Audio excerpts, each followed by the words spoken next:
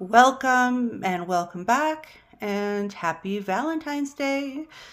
I'm wearing pink today. Uh, I celebrate whatever I can get my hands on to celebrate. I love a good time. And, Valentine's Day, why not?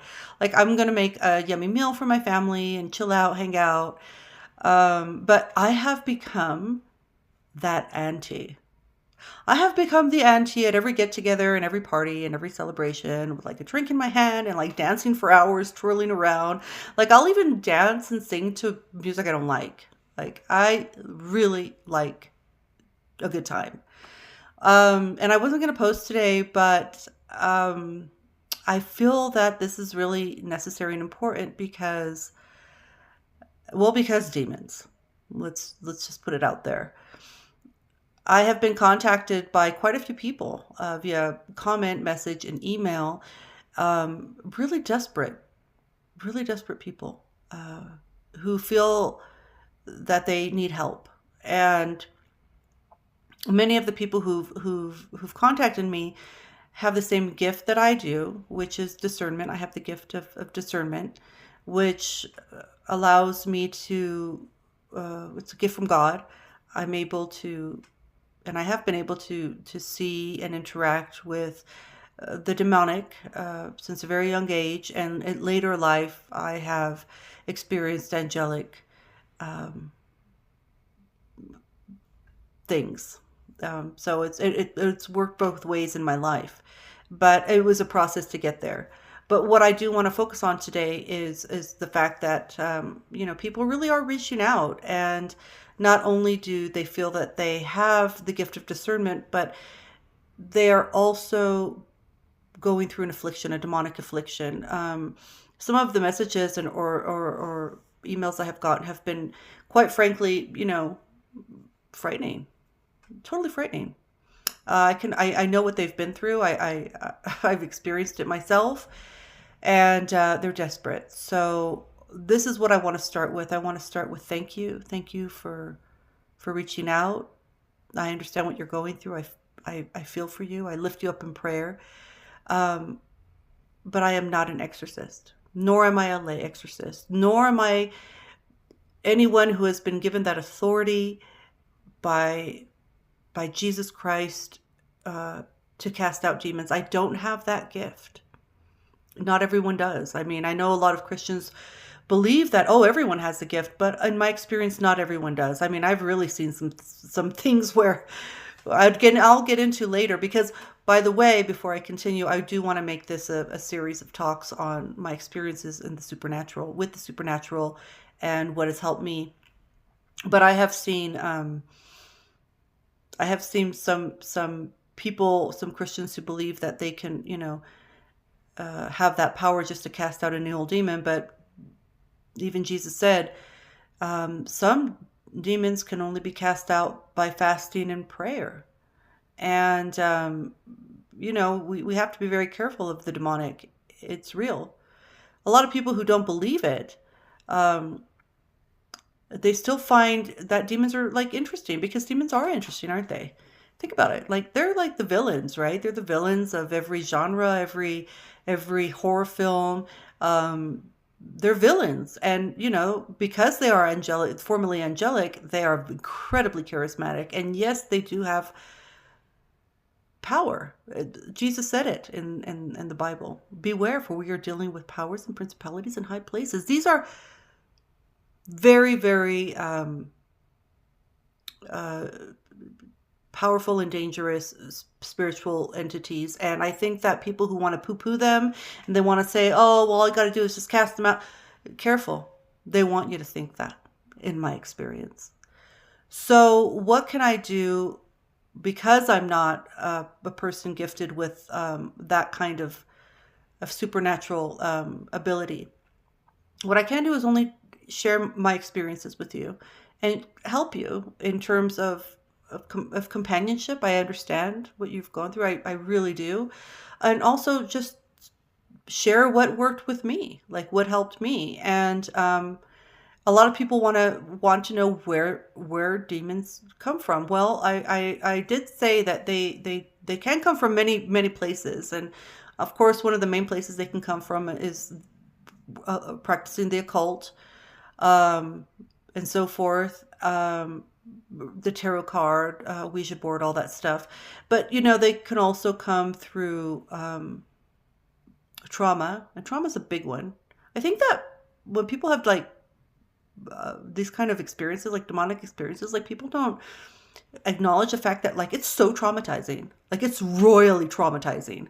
When you go through something like that, it can be traumatizing on a psychological level.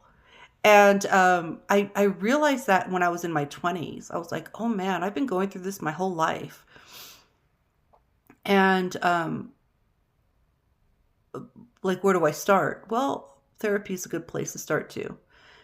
You know, spiritual world is very real, and that has to be, given its own treatment there, but so does therapy.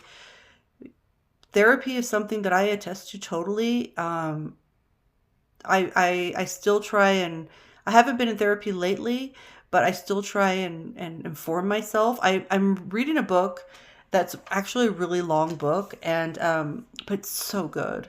And it's called The Body Keeps the Score. This is the book. And it's really cool because it talks about well, I've only in the first chapters, but my dad was a Vietnam vet. And even he recognized that he suffered from PTSD. He did 2 tours in Vietnam. And imagine the atrocities that soldiers, suffer, what they see, what they witness. And that's very traumatic. And so it talks about PTSD from Vietnam veteran standpoint and how it affected their family dynamic. And it's really helping me right now. And of course, another thing that helps me right now is, of course, I'm a Roman Catholic, so I go to church. The sacraments help me. I pray every day. I prayed the rosary.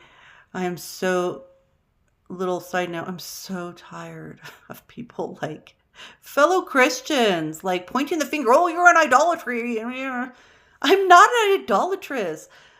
I don't praise the rosary, and I don't worship the Virgin Mary. I pray to the Virgin Mary using a meditative prayer tool called the rosary, which, the rosary is actually, every time you pray it, you're meditating on the entire New Testament. I go to her as my mother, like Jesus said at the cross. John, behold your mother. Mother, behold your son, right? So, okay, that's how I go to her. And I go to her for intercession, just like I would go to my priest. And I do go to my priest for intercession, like I go to friends for intercession. I ask for people to pray for me. And that's basically what the rosary is. And it's just like, Christian trolling sucks. It really does. We're all Christians, people. Anyway, back to what I was saying about the supernatural is, yes, I that's what I do to stay close to God. But what I can also do to help you is give you my experience, and let's start from the beginning. So the beginning is, my father was a pornographer, and my father was a pimp. My father owned a brothel, which he named after me. And this is like so important. Like, names are the first thing that you give. That is your first inheritance, is a name. And usually it is given out of love, right? Out of respect. So when my father names a brothel after me, he names his brothel Suzette's. He is literally making me open field, bullseye for any demonic entities, especially a sex demon, a lust demon. And many times I refer to these as succubus or incubus. Succubus are the female counterpart of the incubus, which is, of course, the male version of a sex demon. And they are historically written about for millennia. So they've been around a long time. I would imagine they've been around, since we're all here. If you think about it, I mean, it's an act of creation that was corrupted. And I believe that the doorway was open in that way for me to have a lifelong struggle with the succubus and the incubus. I've been visited by both, and I've been tormented by both throughout my life because of my father. I feel that he placed the inception of a generational curse on me, which, by the grace of God, has been broken. So that's where I believed it started. Why are these succubus and incubus, why are they so powerful? Well, they're powerful because when the act of sex is created in the physical, it is not just the physical. It is the intertwining of energy and the exchange of spiritual DNA. So when you are with someone intimately, ask yourself, who are they with? And who was that person that they were with before with? And who were they with before? And where are they standing in grace? I do have a few very not suitable for children stories that I will share later at a later date concerning more of this. But basically, that's what an incubus and a succubus are. And they're, in my experience, they have been very, very difficult to get rid of because it's like you're exchanging spiritual fluid, let's say. And so you are intertwined forever, or until God in his grace delivers you. So when it comes to deliverance, and the people who are, specifically the people who are reaching out to me, I do want to say this. Deliverance requires that you become, or that you are, an active participant in that process. And so what has really helped me is a YouTube channel called this St. Michael Center for Spiritual Renewal. And it's the priest in charge is Father Stephen Rossetti. He's an exorcist, and he's so cool. He actually performs online exorcisms. They're called deliverance sessions. They're free. They're available on YouTube, and I'm going to link those down. And those, all of you who are reaching out to me with these specific issues, that's what I offer you. I offer that directional tool, and I pray that the Lord's peace be with you.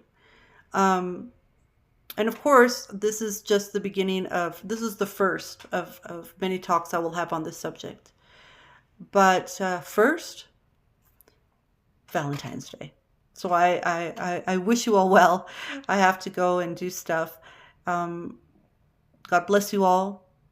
And if you have any questions, any comments, I tend to ramble, and I'm always trying to edit myself.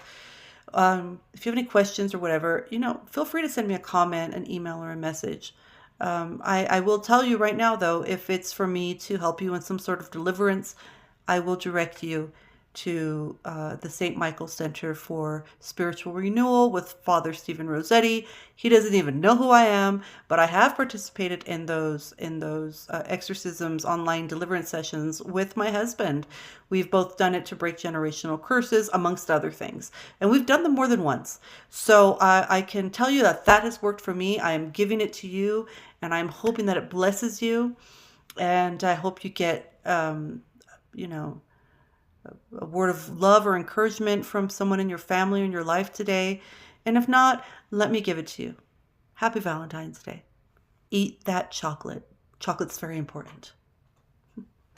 Have a good day. Bye.